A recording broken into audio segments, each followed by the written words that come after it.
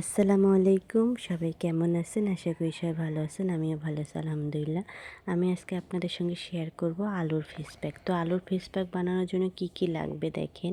Aloe vera gel, নারকেল তেল, glycerine আর pure মধু। তো প্রথমে আমি আলুটাকে ছিলিয়ে গ্রেট করে নিচ্ছি।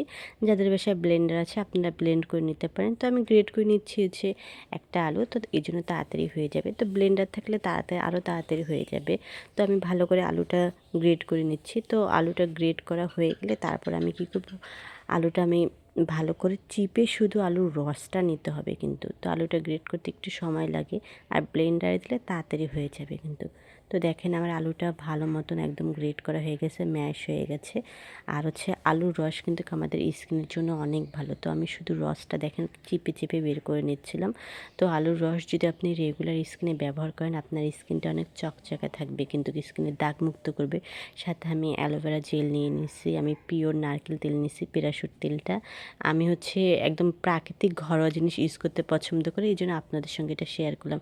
গ্লিসারিন দিয়ে নিলাম, আর হচ্ছে আমি ডাবরের মধুটা দিয়ে নিচ্ছি। তো আপনারা চেষ্টা করবেন পিওর মধু দেওয়ার জন্য। জানি না ডাবরের মধুটা কতটুক অথেন্টিক, তাও আমি ইউজ করলাম।